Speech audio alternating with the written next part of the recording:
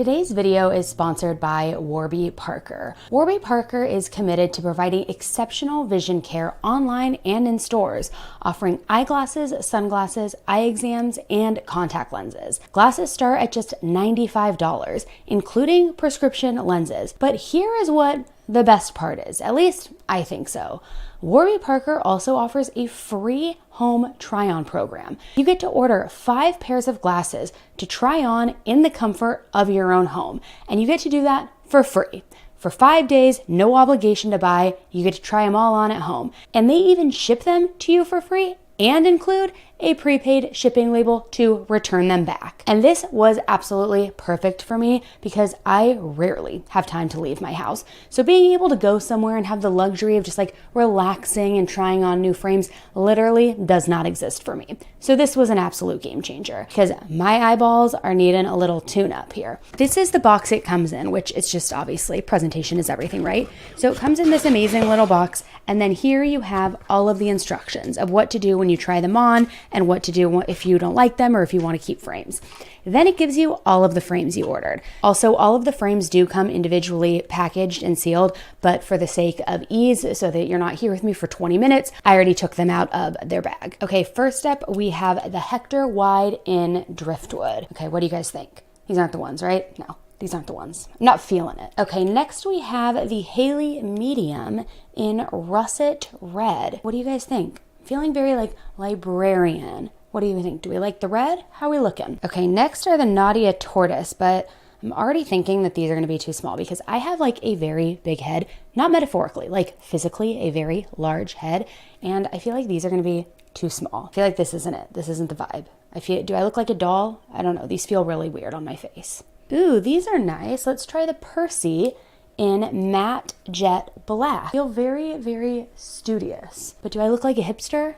I don't know. You tell me. I don't know. What do you guys think? Okay, last but not least, we have the Winston Medium in Jet Black. I like these. I think I'm gonna like these. Wow, they feel really sturdy. I like these. I can't see myself, guys, so you have to tell me what you think. Look, they don't shake off my head. I can wave my red flag around and they don't come off. I like these. How do they look if my hair's up? Down? I don't know, guys. You gotta be my judge here. I think we found a winner. So what are you waiting for, guys? Try 5 pairs of glasses at home for free at warbyparker.com/10tolife. And if you're one of those people who's like, but Annie, I have 20/20 vision. I'm perfect. I don't need glasses.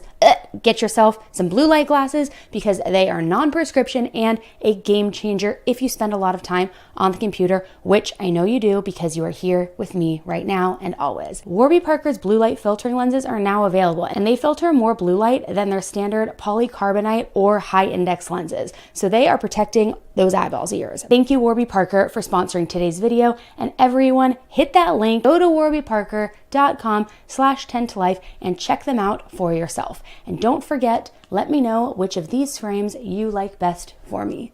All right, guys, let's get into today's case. Hey everybody, welcome back. My name is Annie Elise, and this is 10 to Life, where we talk everything true crime. So if you are brand new and you've never checked us out before, welcome. I hope you enjoy today's case coverage and video. And if you like it and you want to check this channel out some more and support it, hit that subscribe button below. And for all of my returning 10 to Lifers, welcome back. So happy to have you guys here today. And if you are listening to the podcast version of this on Spotify or Apple Podcasts, welcome all of the new listeners as well. And as always, if you are listening to the podcast, but you want a little bit more action and you want to check out the video version of this case, where you can see me waving my red flags and you can see actual footage of the case and crime scene photos that I'm showing on the screen as I talk, head over to YouTube, 10 to Life, and check us out over there.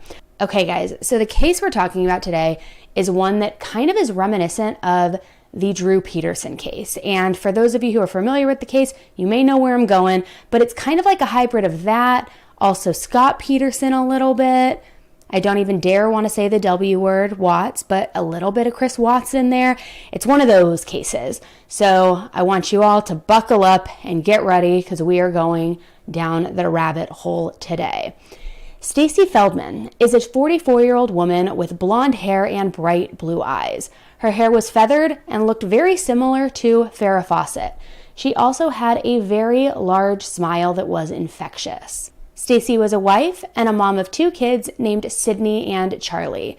She worked for a company called Partners Seeking a Cure, which was a nonprofit dedicated towards awareness, research, support, and curing those with a very rare liver disease. And many, many years ago, Stacy found love with a man named Robert, who was a meat wholesaler and had brown hair. It was a little bit longer, kind of disheveled and scruffy, and big, thick brown eyebrows. The 2 of them married back in 2005 and had a beautiful home in Denver, Colorado. For those of you who are not familiar with Denver, it is a huge, huge mega city.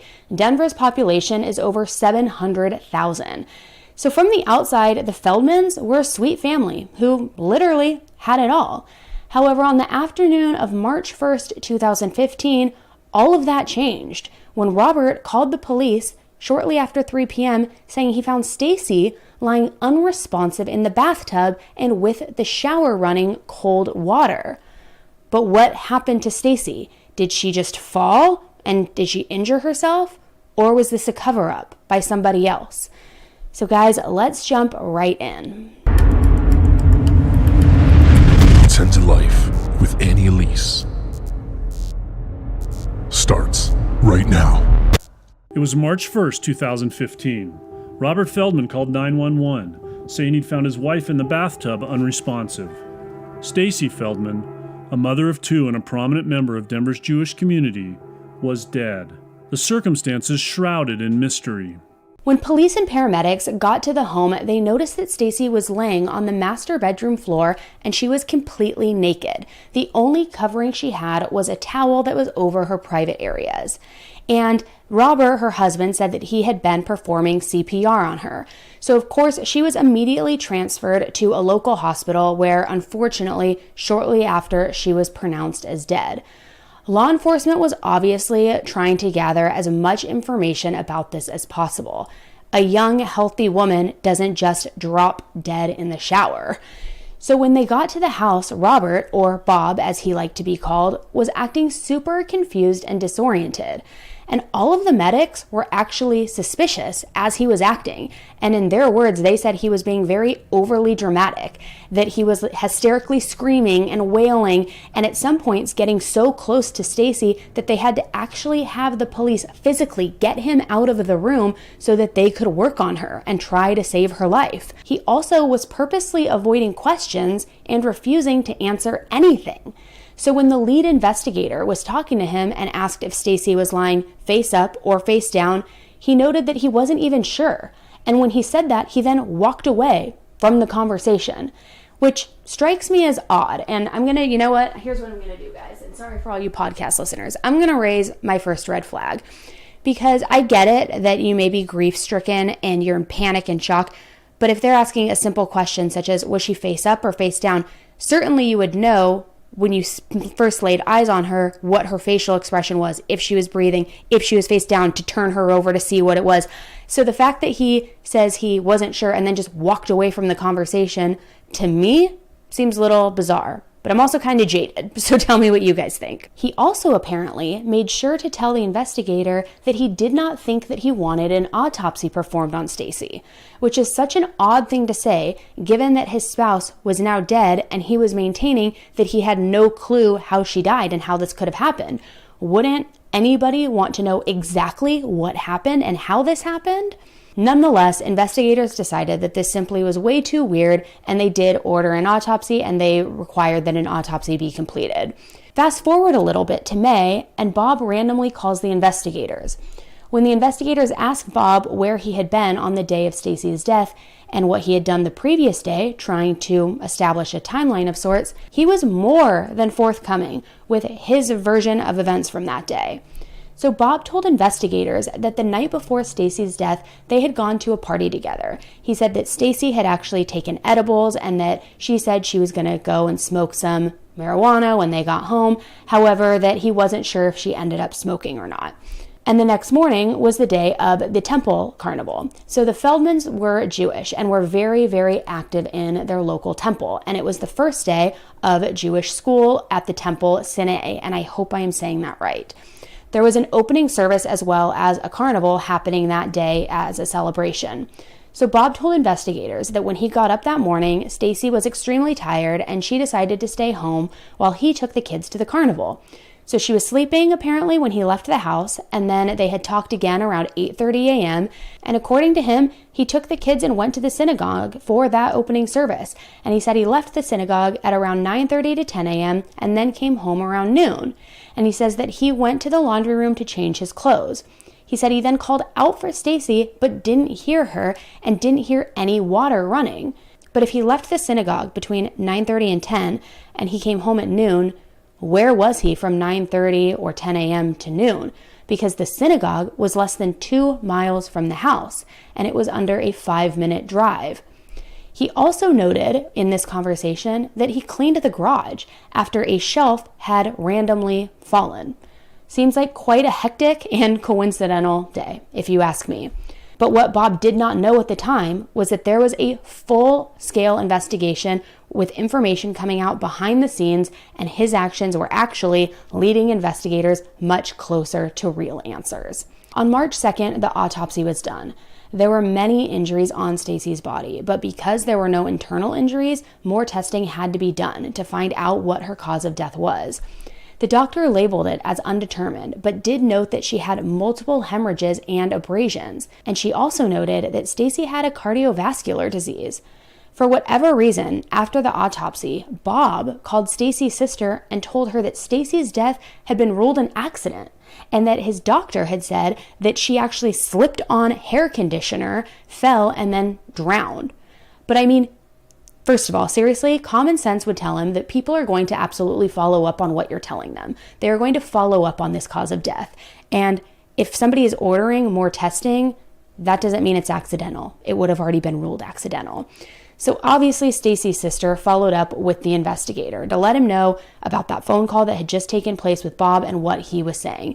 She also told investigators that Bob had told other family members that he had actually gone home that day at noon to walk the dog, something that he previously did not mention to the investigators. But perhaps the biggest news of all was that the kids were actually not picked up from the synagogue school on time, and the school had actually been calling Bob, wondering where he was during that pickup window. So right now, we have got immediate red flags. Just 3 weeks after Stacy's death, the detective on the case received a very, very strange letter. This letter was anonymous, and the letter essentially gave an entire list full of inconsistencies in the details of Stacy's death. This person was obviously very wary of Bob and didn't feel like things were aligning and matching up. The letter also discussed the kids not being picked up at the temple, which matched up with the story of Stacy's sister, saying that they were actually calling Bob trying to ask and inquire where he was for pickup. The letter also disclosed that Stacy had been texting with a friend the morning of her death with plans to meet that friend at noon at the temple, and she obviously never made it there. On May 4th, it was officially determined by the doctor that Stacy's death was determined to have an unknown cause. But even more shocking, her toxicology showed there was absolutely no marijuana in her system. So Bob's story of her taking edibles and then possibly smoking even more after that was total crap. If she would have, it absolutely would have shown up on her toxicology report. It was just one more inconsistency that they were able to add into this timeline. And just when the case couldn't get any more weird and confusing, a complete bombshell was dropped. But not a bombshell to those of you who are true crimers like me, because we always know that this is probably coming. So a tip was called into Crime Stoppers on June 11th, and this caller was a woman who claimed to have met Bob on an online dating site. Her name was Susan McBride, and they apparently met on Tinder, the dating app where you swipe right if you like them, swipe left if you don't. I think that's the way it goes, at least. So she releases this bombshell that she met good old Bob on Tinder. So detectives met with her the next day, and she disclosed that the two of them had met on Tinder and had gotten together. Apparently their discussions started on Tinder and then later moved to emails and then eventually to phone calls. Emails, guys, another red flag. So he eventually gave Susan his work phone number and told her that it would forward to his cell phone, but he never actually gave her his cell phone number. A little sketchy. He also wouldn't tell her his last name, but eventually he did tell her that his last name was Wolf, which was a fake last name. Obviously, it was Feldman. So the two of them had met for coffee around February 23rd, which was just 6 days before Stacy's death. Guys, I'm getting the red flag right now. They met 6 days before Stacy died. Then a couple of days later, they met again for dinner and they had sex. But during that first meeting, Bob apparently had told Susan that he was a divorced man. Now, obviously, when you meet somebody online, 9 times out of 10, I'm going to say it at least, 9 times out of 10, you go right to Google. You want to know all about them. You tell your friends to sleuth them. You find them on social media. You're liking the aunts, neighbors, dogs, Instagram posts from 2001. You go to social media. So Susan went to social media and went online. And she also was kind of a little suspicious of him and wondering if he truly was divorced. So she decided to look into it. And when she did, she figured out his real last name. She also found out what his address was, and she learned about Stacy and the fact that the two of them shared this address. But when the woman asked Bob about it, he had an explanation for her, because of course he did. He told her that he and Stacy could not afford 2 houses, so that they alternated who stayed at the home for the kids' sake. Okay, a reasonable enough explanation, I suppose. But still, I don't know. That would throw off the red flags and the alarms to me. So then she says that she didn't hear from him for a bit, but that the two did have dinner and had sex at her house on March 26th, which was just 3 weeks after Stacy's death. They apparently made weekend plans after that, but then Bob began blowing her off and said that they couldn't meet, which was weird. It was like he was pulling away. Then after she tells the investigators all of this and lays everything out for them, she dropped a huge piece of information right into the detectives' laps. On the morning of March 1st, the exact day of Stacy's death, Susan had found Stacy's email address and emailed her asking if they were in fact divorced. And Stacy responded, and she said that they were not divorced and they were very much married. Susan apparently sent Stacy photos of email exchanges between her and Bob and also gave Stacy her telephone number. And Stacy called her at 8:52 a.m. and the two of them chatted on the phone for quite some time. Susan told Stacy all that had transpired between she and Bob, and Stacy told Susan that this was not the first time that Bob had cheated, and she told her too that now she was completely done with him, her exact words. That was the same day that Stacy died. So was this a coincidence, a huge, huge twist of fate coincidence, or could this have been purposeful? Stacy's sister called the detective in mid-June discussing a large life insurance settlement that apparently Bob had discussed waiting on. Now, no one else in the family had any knowledge whatsoever about any sort of life insurance policy. So detectives followed up with the insurance company on July 15th and confirmed that back in 2010, a life insurance policy was taken out on Stacy for the amount of $750,000. All right, guys, we've got an affair. We've got life insurance. We've got an affair that he has now been caught. How many red flags do we need to start looking in good old Bobby Boy's direction here, right? So Robert had filed the claim, and the insurance had actually already paid him out just the month prior, just 2 months after Stacy had died. And the same day that the life insurance policy was confirmed, even more information came to light about the children not being picked up at the school that day. So the Jewish temple always held school from 9 a.m. to 12 p.m. on Sundays. And the children had been going there for a while, and it was a known practice by the temple that if they were not picked up by 12:15, calls were made to the parents. Absolutely standard practice. So the two kids hadn't been picked up. So daughter Sydney called Bob with permission from the school director. And when Sydney got off the phone with her dad, she told the director that her dad was on his way and would be there shortly, and that they were then going to go to the carnival. Well, by 12:30, Bob hadn't arrived yet to pick them up.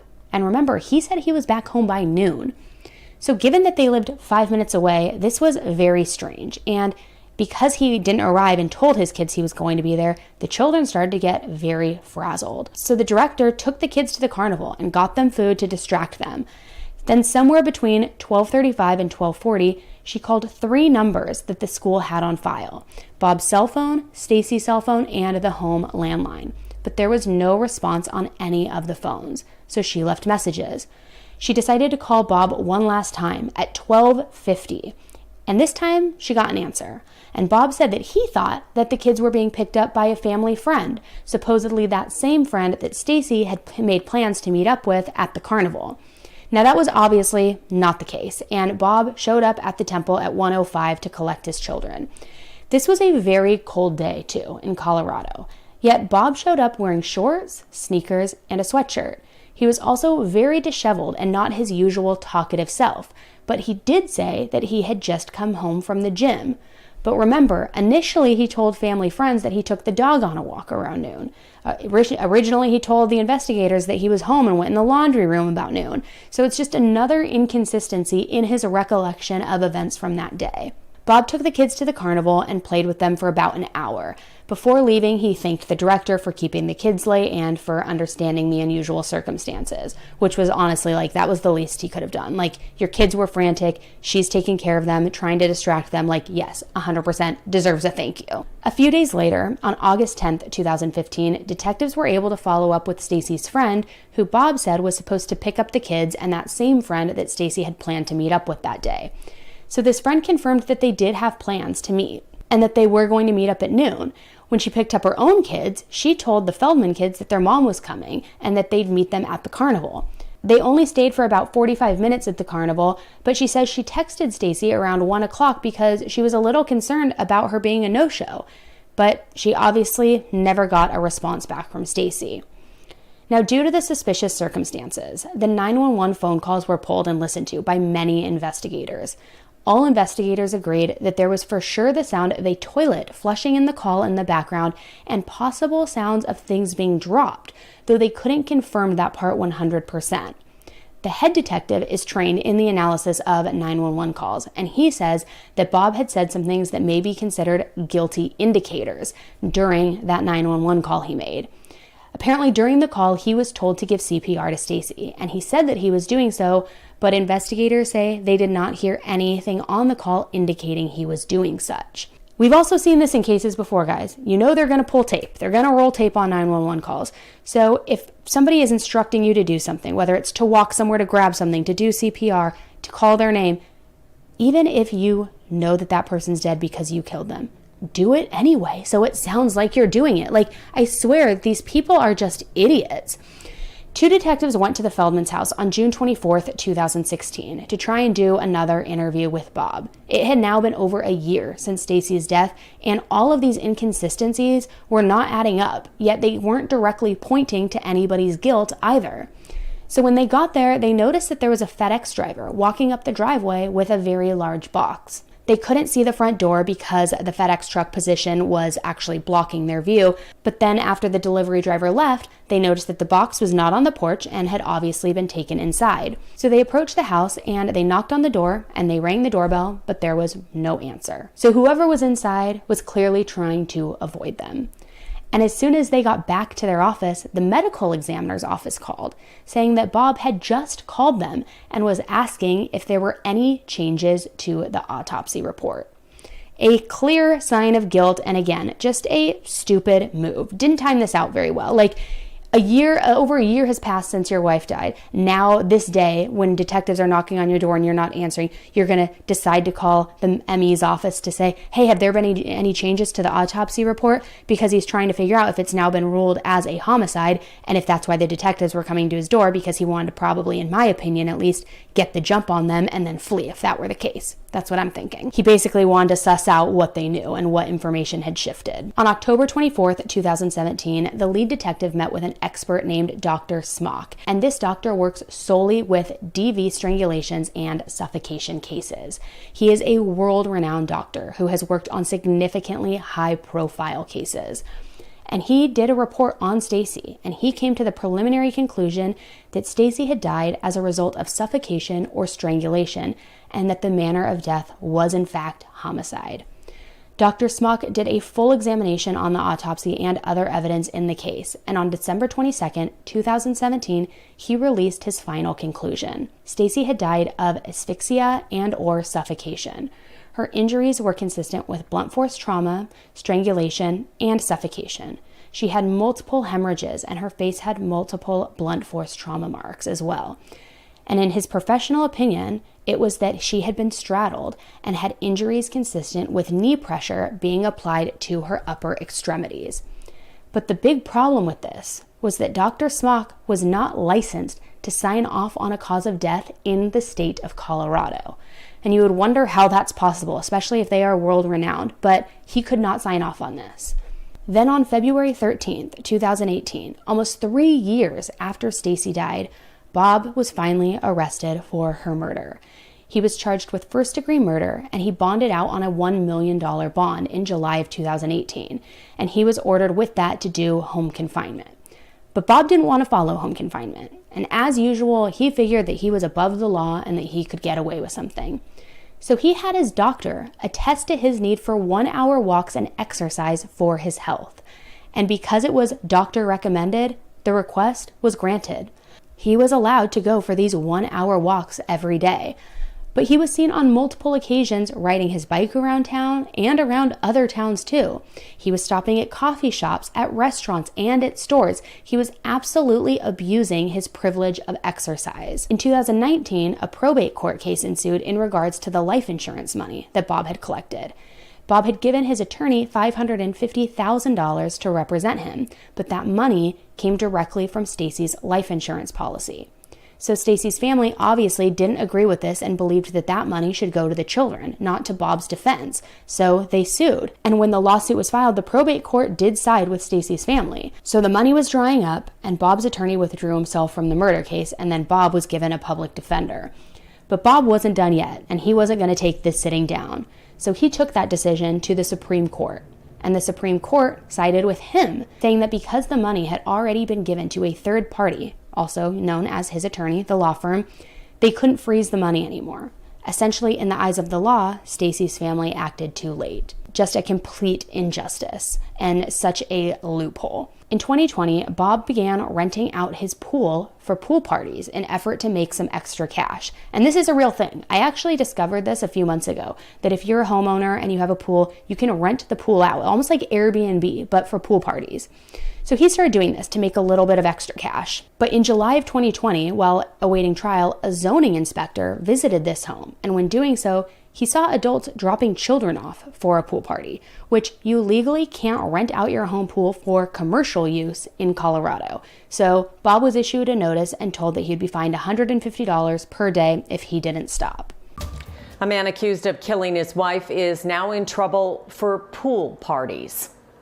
Robert Feldman is facing murder charges in the death of his wife, Stacy, in 2015. He's currently out on bond and accused of renting out his pool.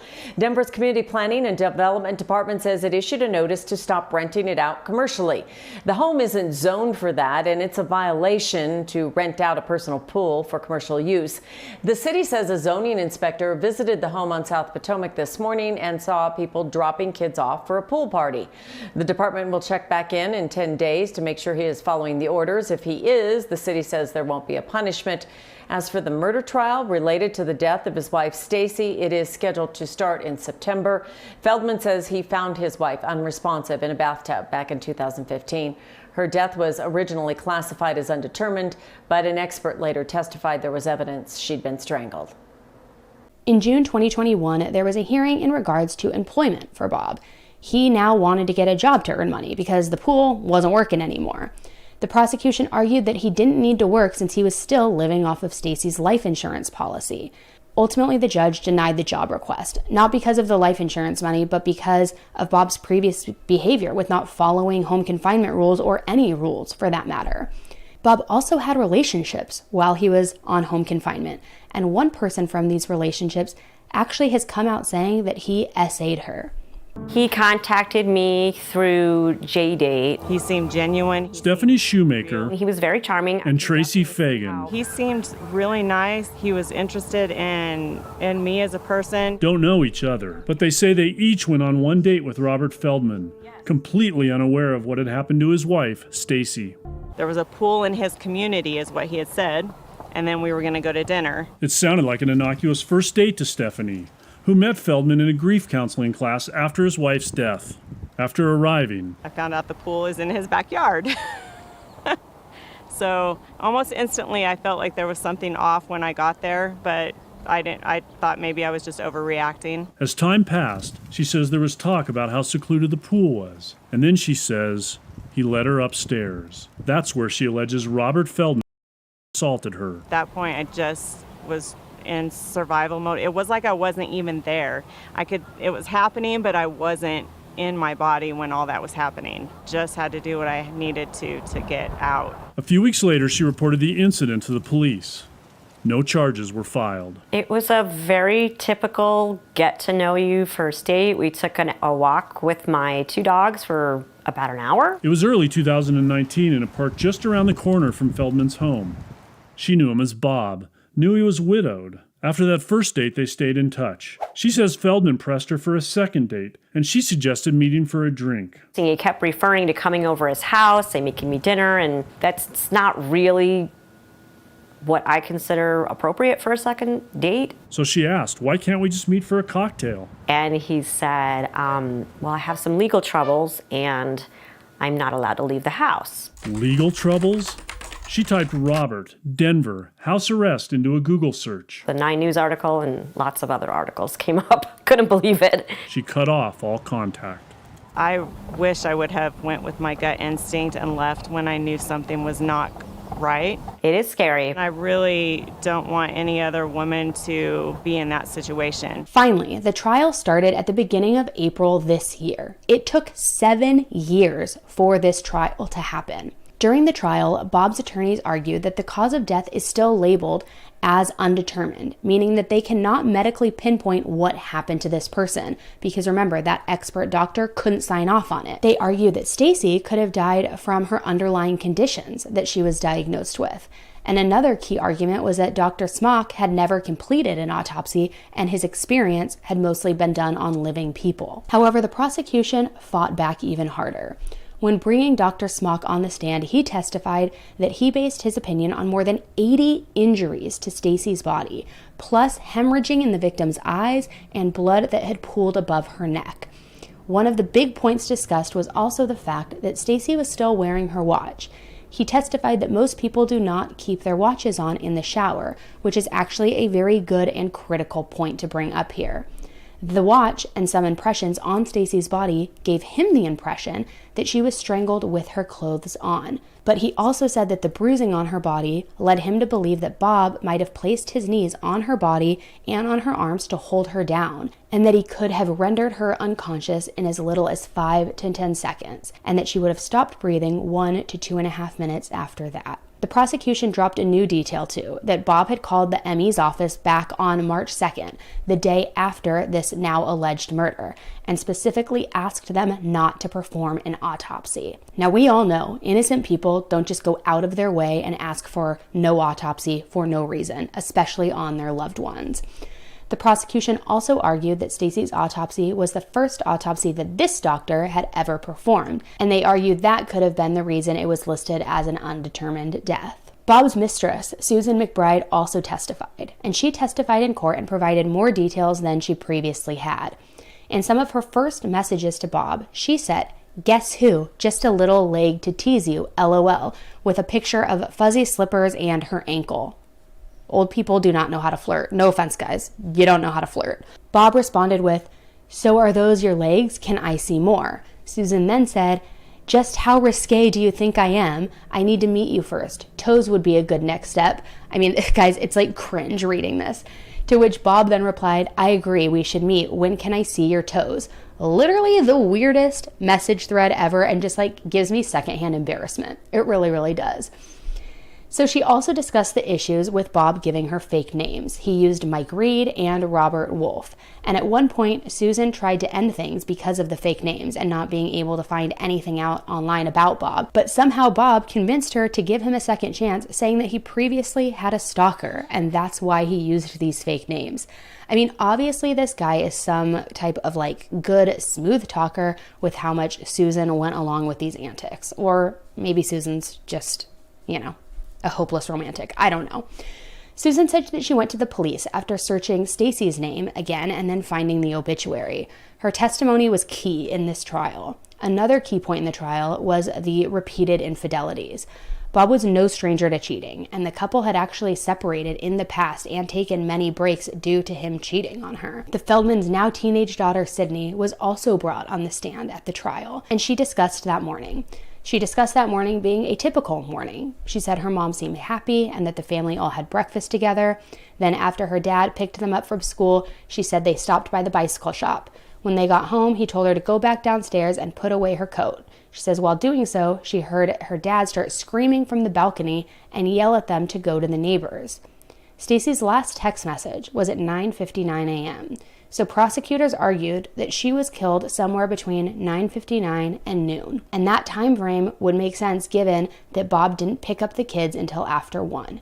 He had enough time to do the crime and then to handle the cleanup. But if they all woke up happy that morning and were all having breakfast together, I don't know if this was planned. I think that perhaps this happened because Stacy found out about the affair. Bob wasn't expecting Susan to reach out to Stacy. He wasn't expecting him to get caught up in all of this. So I think that he got caught up in all of it. So I think they started that morning happy and, the day was a typical morning as usual. And then everything shifted because his whole lie blew up. On April 19th, after only 2 hours of deliberations, the jury came back with a guilty verdict, and the judge immediately issued a life sentence without the possibility of parole.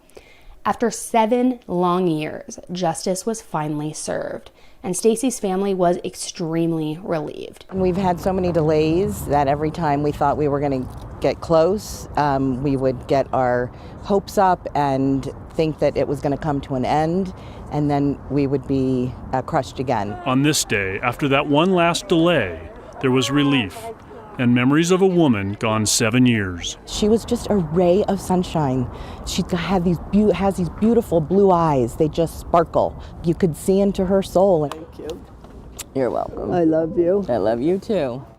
The DA issued a statement saying, despite his creative efforts to evade justice, today Robert Feldman was found guilty of murdering his wife, Stacy Feldman. I am extremely proud of the outstanding work by our prosecutors, investigators, victim advocates, support staff, and the Denver police detectives who never gave up on securing justice for Stacy. Moreover, I thank the jury for performing their civic duty over these last 3 weeks. Stacy's best friend described the trial experience and said that the jurors were crying and reaching their hands out to them, and that everybody was just extremely emotional. One of the jurors even said, if I knew Stacy, I could see I would be best friends with her. She resonated with me. And her friend says they were all so invested and that it was an unbelievable experience. I would love to hear your thoughts on this case. Do you think that Bob killed Stacy because he was caught with infidelity once again, and maybe he knew this was going to be the last time she would put up with it and it was the last straw? Or do you think this was premeditated and there was more to this? Do you think that he wanted to be with Susan and so he had to get Stacy out of the way? What do you think the reason is behind this? Let me know your thoughts in the comment section below. Thanks for tuning in with me today, guys. I hope you enjoyed the case coverage. If you're listening to the podcast version of this, don't forget to please rate this episode. And again, if you want to watch the video version, which includes all of the snippets, the interviews, and the photos, head over to YouTube and you can watch the video version of this case. And for all of you here with me on YouTube, thanks so much for joining me again today. Please don't forget to hit that like button on your way out and leave your comments below. I really want to know what you guys think the motive was here and why he did this. All right, guys, thanks for tuning in with me. I will talk to you very, very soon. And until the next case, stay safe. Bye. Hey, everybody. Welcome back. My name is Elise, and this is 10 to Life, where we talk all things true crime. I'm doing a little bit of a makeshift video today because I still do not have all of my tech set up yet.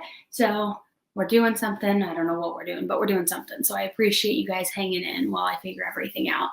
If you are brand new stopping by for the first time, welcome. I hope you enjoy today's case video and the coverage on this channel. And if you do, and if you like the channel and feel like it's one that you want to watch again, make sure that you hit that subscribe button below so that you get notified anytime I do live streams or post new videos like this one.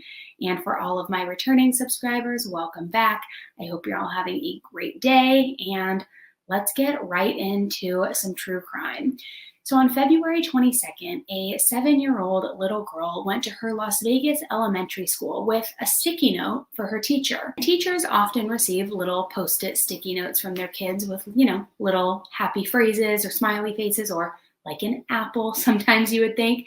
But this was one that no teacher has ever seen before, because written on these sticky notes was a desperate plea for help from the 7-year-old girl's mother, a plea that ultimately wound up in kidnapping charges, a murder charge, and truly horrifying, gruesome details. And the truth of the matter is, this teacher and the school's swift action that was taken immediately following receiving this note may very well have saved not only this family's life, but this little 7-year-old girl's life. And in addition to that, their quick actions also would bring justice to a young preschooler who so senselessly lost his life. So what was on that note that led to this huge discovery and ultimately saved so many people's lives and brought justice? Well, on that note was that desperate plea for help. And it was the mother who had written that sticky note saying that she was being held captive and her captor had a gun. She also said on that note that she hadn't seen her son since December 11th. And this at this point now was February 22nd, several months later. And what's worse, she feared that her son was no longer alive. So, who was responsible for his death and what happened? And the details that were about to be unveiled truly would shock anybody, but of course rocked this community. So we're going to get right into this case just as soon as we have a quick word from today's sponsor. All right, guys, I have a present for you today, and I'm going to help you smell good, look good, and save money while you're doing it. So thank me later. Scentbird is a fragrance subscription service, and just like Netflix allows you to watch hundreds of titles, they allow you to try over 600 brands of different scents. You can try all of these out in just a few clicks, and the best part about this subscription service is you can cancel anytime you want, and there are 0 penalties. Scentbird works for both men and women, and you get to choose a new fragrance every single month for just $16. And they carry top designers like Prada, Gucci, Versace, but they also carry the indie guys like Vince Camuto. And they are 100% authentic because they work directly with the brands. So with such a massive amount of choices out there, you can really discover what scent you want, what you want to make your signature scent to really express yourself, or you can be like me and change it up all the time because I don't like sticking to just one thing. This month I received Dolce & Gabbana Light Blue, which has notes of apples and lemons and just smells so fresh. I love it. And also Kenneth Cole Blush, which this smells more romantic, more floral for when I'm like trying to like get some more attention from my husband and, you know, like lay it on thick. And guys, look at these vials because it gives you a 30-day supply. It's not like those micro skinny samples you get at the store. This is 8 times bigger. And if you're not sure which one you want, you can go to the website, take a quiz, and it'll give you tons of recommendations based on your answers. So if you're like me and completely like over having half-empty bottles just scattered around my room, trying to like get that last spritz out of something that I know is no longer there, Scentbird is for you because they are going to save you hundreds of dollars on those half-empty bottles, unfinished scents, and especially like when you get like halfway through a bottle and you're just like over it and you're like, okay, this just ain't working with like my pH, my chemistry, they are going to help you out with that. Because with each bottle, you get a 30-day supply, so you can really try it out for a month before you commit to a full-size bottle. And you can upgrade, like I did, where you can get 2 or 3 to try a month. And we all know, bottles of fragrance can cost anywhere from like $150 to $500, sometimes even more, which is just absolutely bananas. So this is a way to save money while still smelling so good. And here's where I'm hooking you guys up, because with my code 10TOLIFE, you can get your fragrance for just $7. And they all come in these like cute little pocket-sized cases, so not only are you going to smell good, but you are going to look cute doing it, and we all like to look cute. So make sure to use my coupon code 10TOLIFE for 55% off, bringing your fragrance to just $7. And Canada, this isn't just for the US, we got you covered too. So guys, go to Scentbird, try it out, get your fragrance on, smell good, and again, thank me later. And thank you Scentbird for sponsoring today's video, for making me smell fresh and clean and good all the time. And thank you to all of you viewers for understanding that sponsors are essential to the channel if we want to get it to a place where I can give you true crime all the time. All right guys, let's get into this case. Deja Maldonado is 28 years old and an absolutely stunning woman. She was married to a man by the name of Elijah. They had 2 kids together, Riley, her 7-year-old daughter, and Mason, a 4-year-old son. From the outside looking in, the 2 of them were extremely happy, a beautiful and happy couple, and a very joyous family, according to those that knew them, friends and family alike. And Apparently, Elijah, was the salt of the earth, just truly an amazing human being. However, on January 17th, 2021, Elijah tragically and unexpectedly passed away from pneumonia, leaving behind his wife and two beautiful young children. Deja, being a widow, found herself struggling with bills and raising her two young kids alone. Now she was on her own, she had one income, and she was finding it hard to make ends meet. Very early on, after Eli passed away, a man by the name of Brandon Tosland, who was friends with Eli, swooped in and really began helping Deja through everything, helping her through her grief, helping her cope, and trying to help her financially as well. And he swooped in so quickly that just 3 weeks later, around Valentine's Day, Deja announced that she was in a brand new relationship. And by March, she and her children had actually moved into Brandon's home. Now, some may think that this is very quick, especially off the heels of your husband tragically and unexpectedly passing away. But that wasn't even the weirdest part in all of this, and we're going to get to that in just a minute. But again, she was a widow trying to make ends meet.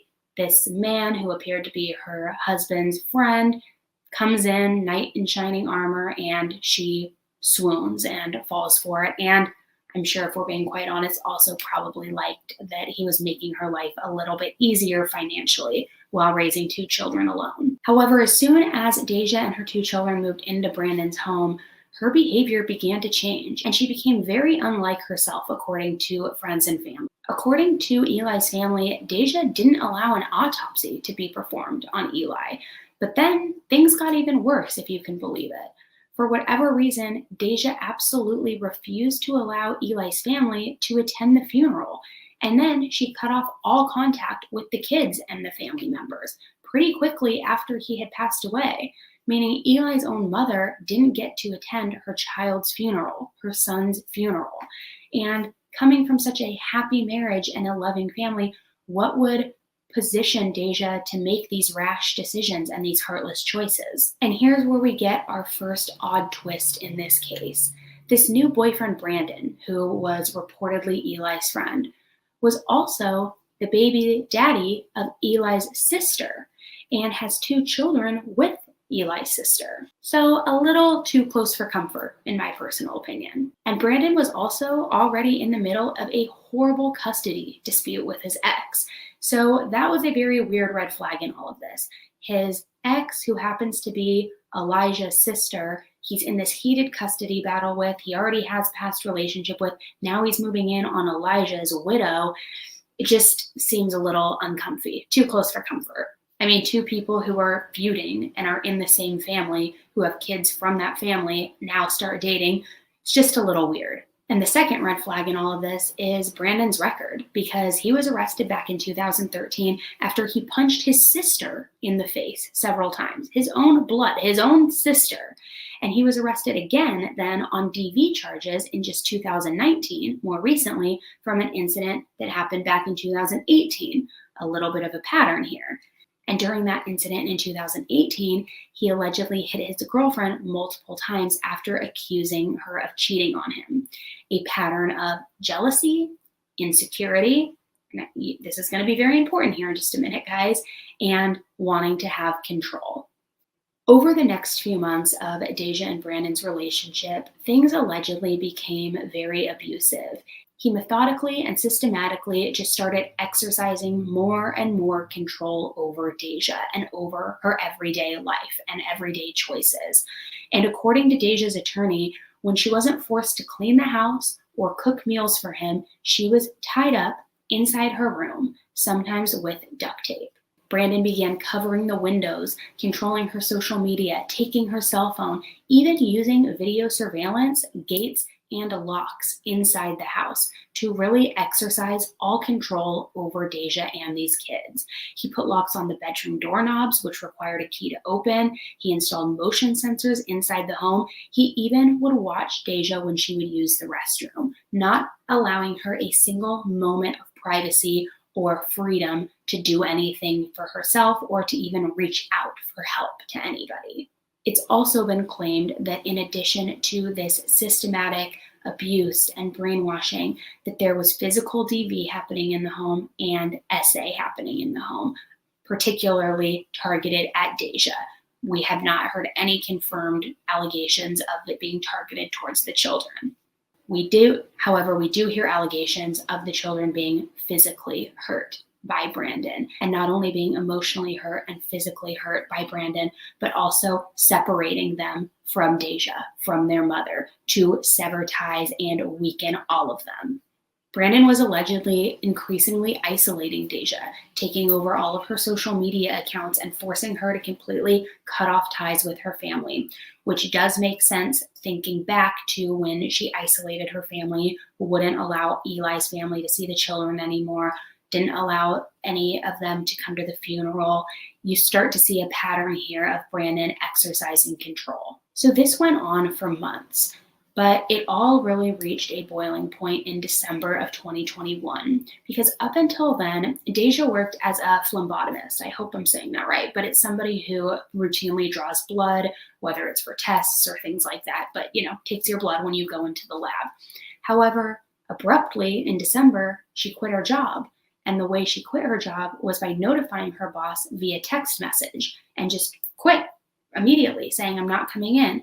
And many suspect that Deja wasn't even the one who sent this text message quitting, and that it was truly Brandon behind it. Because in addition to those messages, there were also messages sent where she completely cut off her family and severed all ties. And in addition to all of that, on December 11th, Deja was separated from her 4-year-old son, Mason, and it was the last time that she would ever see him. Mason had become very sick, and Deja wanted to seek medical attention, medical help to intervene and to get Mason the help that he so desperately needed from being sick. But Brandon told her no. And not only did he tell her no, and that we're not seeking any sort of medical attention, but he took the 4-year-old boy, 4-year-old Mason, into a bedroom and barricaded the door so that Deja couldn't come in, so that she couldn't check on him, so that she couldn't ever see him and make sure that he was okay. And that has to just be agonizing as a parent, to not only be separated from your child, but then to know that they are not well and that they're sick and you can't tend to them, you can't care for them, check up on them. That has to be absolutely agonizing. Later, Brandon tells Deja that when he re-entered the bedroom, he found Mason in the bed, unresponsive, covered in vomit, and not breathing. He told her that he tried to perform CPR, but that it was unsuccessful. And he said that it was an accident, that she couldn't see Mason again because then he would lose his freedom, making this completely about himself, not about the 4-year-old boy and the 4-year-old son that this woman just lost. After that, Brandon became increasingly paranoid, worried that Deja was going to flee, reach out for help, share something. So she spent the majority of her time after that handcuffed and locked in rooms. She had absolutely no freedom from that point on. Her cell phone was completely taken away and it was never given back. She was banned from leaving the house. She was banned from going to the garage. She couldn't ever leave any room unattended. And this really left a lot of unanswered questions and uncertainty of, okay, well, if Mason has now passed away, is he taken to the coroner's office? Are we going to have a funeral? Is there going to be a service? If not, how was he found? And that's where all of these details begin surfacing that become gut-wrenchingly unsettling. Deja knew she had to escape. She knew that she could not put her children at risk anymore, especially now given what has happened with Mason. She knew her own life was in jeopardy. So that same month in December, she started planning her escape. Because she was locked in rooms the majority of the time and handcuffed, she really had no means to reach out to anyone. However, she did luckily find a pad of sticky notes in the car, and she was able to maneuver while handcuffed to get a pen between the seats, this pad of sticky notes, and start writing down all of these secret notes. So whenever she could, without getting caught, of course, she would write these notes and then hide them. Once she would finish writing them, she would tuck the notes inside her clothes, and then she would eventually hide them inside her mattress, because that was somewhere that Brandon reportedly never would go to look. Some of the notes that she had written read, "Help, I'm being held captive," "Call my mom," and another said, "He has a gun, be careful." On February 20th, 2022, after months of planning her escape and writing these notes, she was finally, by the grace of God, allowed to sleep next to her daughter, something that Brandon rarely would ever let happen. So she took this opportunity and she coached her daughter, her 7-year-old daughter, through the entire plan, what she was to do, what she was to say, and how she was going to ultimately be this family's savior. So when the time finally came, her daughter followed the plan to a T. And that moment finally came on February 22nd, 2022, just a little less than a month ago. And this was around 8:40 a.m. when her daughter went to school. Deja told her daughter to put these notes in your sock, under your feet, and hide them in your shoe. And once you get to your classroom, you give these notes to your teacher. So after her daughter walked into the classroom, all Deja could do at that point was pray that the plan worked, was pray that they were going to be saved, and of course, the biggest prayer of all, that Brandon wouldn't find out about this before they were saved. So this 7-year-old girl with all of this weight on her shoulders, all of this responsibility, walks into her classroom and hands her elementary school teacher a collection of her mother's sticky notes, claiming that she was being held against her will. And school officials immediately contacted law enforcement, who then jumped into action. As soon as they were notified, around 8:30 a.m., law enforcement immediately began surveilling the house. They conducted a traffic stop on Deja and Brandon as they were leaving their house around 10 a.m. that Tuesday morning. And when they got to the window during this traffic stop, they immediately noticed the handcuffs. They were in plain sight, as though Brandon wasn't even trying to hide that he had used these handcuffs that Deja had described so well, that this was actually real, that he actually was holding her captive. The police immediately separated the two of them for questioning, and during the questioning, Deja told police that she hadn't seen her son, her 4-year-old son Mason, and that she feared that he was dead, as Brandon had said. She explained all of the restrictions that Brandon had placed on her, how she was held captive, how she was locked in the room, how she had no freedom, and she also told police that Brandon was disciplining Mason extensively. Brandon was taken into custody on 2 counts of felony kidnapping, and after they arrested him, police got a search warrant for that house. What they found was truly horrifying. Besides the signs of control in the house, with all of the locks, the gates, the surveillance, the motion sensors, the cameras, all of that, the garage was where they figured out exactly what happened to that 4-year-old boy, to 4-year-old Mason. Inside the garage freezer, they found odor-controlling trash bags, a fan, and an air filtration system. But that wasn't all. Under all of the food inside that freezer and a layer of cardboard, there was a little 4-year-old Mason wrapped in trash bags. And Mason had visible bodily injuries that were consistent with abuse. So could those injuries that were inflicted be what caused Mason the illness that he had that ultimately resulted in his death? Or when Brandon took him into that bedroom and barricaded the door, did he just continue to hurt him until he was no longer breathing and no longer alive? According to neighbors, there was a U-Haul as well that had been parked in the driveway for quite some time. And a neighbor had said that the U-Haul was parked there all the time, but they could never figure out why it was there. And they thought it was weird, but they were never moving. They couldn't figure out why they would have this U-Haul just parked in the driveway. So what was in the U-Haul?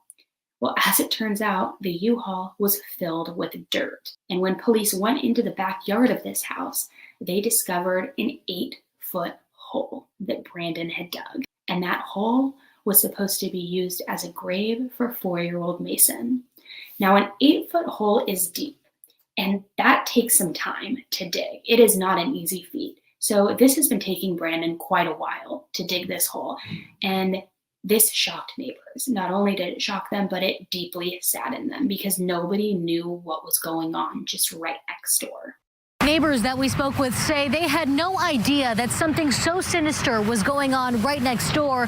One woman, Alberta Amezcua, she says she knew the little boy found dead inside of that freezer very well, and her heart has been broken into pieces since she learned the news. He was so cute, so so, just outgoing and happy. I found the tape outside and my heart dropped. Now, police believe that little boy's body had been in the freezer since early December. They first learned of the crime after the boy's older sister handed a note over to her teacher. The note, which was written by their mother, said she was being held against her will and she wasn't sure if her son was still alive because she hadn't seen him since December.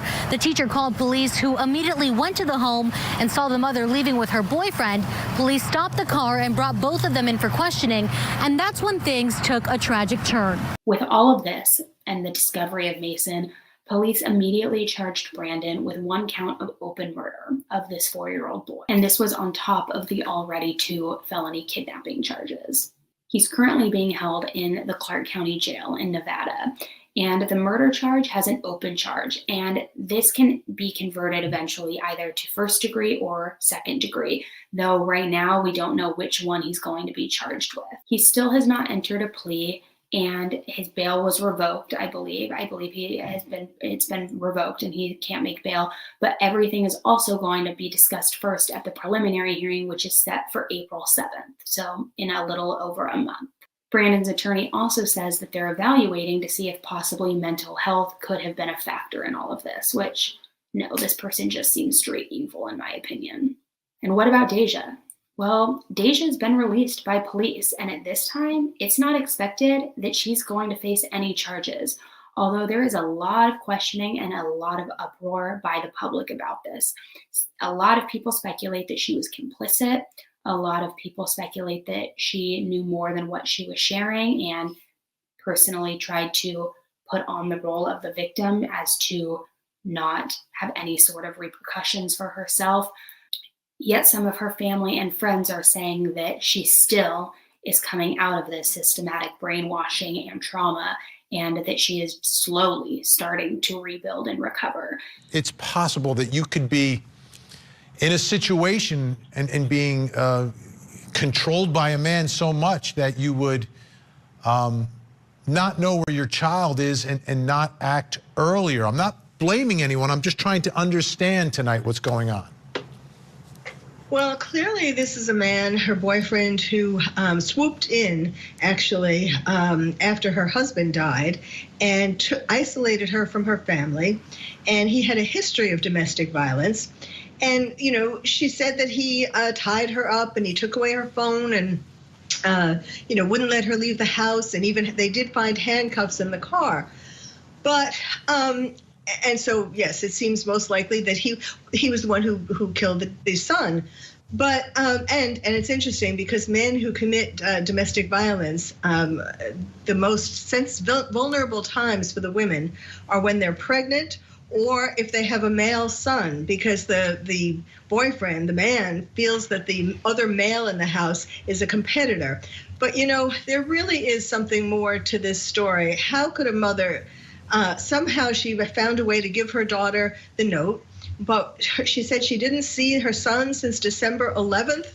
So, I mean, you have to wonder, wasn't there some other opportunity before now that she could have escaped or found her son or something? There is definitely more to it. Plus, she gave different stories about what she thought happened to the son, because she talked about how her boyfriend told her that he had that it was an accident, that the son was dead, but it was an accident. He had vomit on him in bed. I mean, there are various stories. So I think the mother definitely needs to be investigated. So a lot of conflicting opinions out there. However, what we do know is police are stressing that it is very early in the investigation and that there still are a lot of unexplained questions that they, of course, are going to be drilling down and getting the answers to.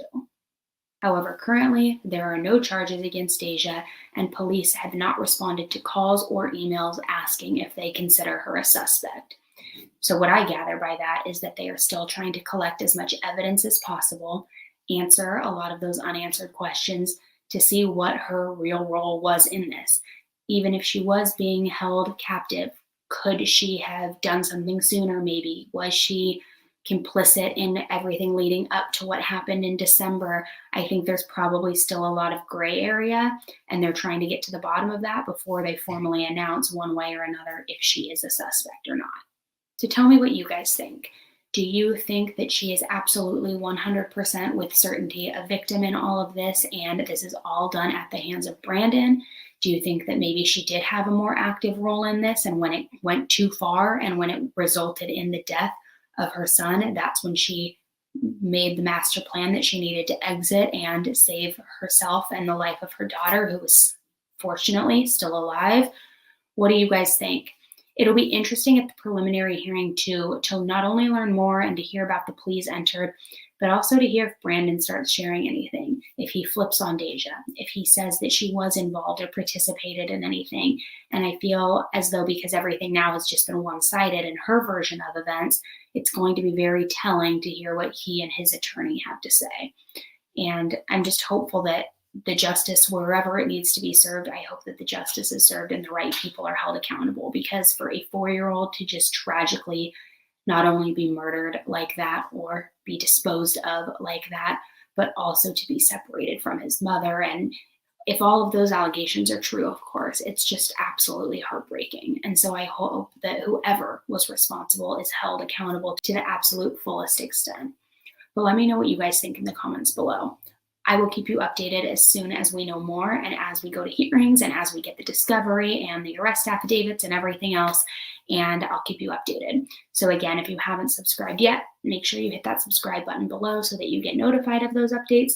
And please give this video a thumbs up on your way out if you enjoyed the coverage.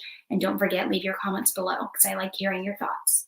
Thanks for tuning in with me today, guys. I hope you enjoyed the coverage, and until the next case, stay safe.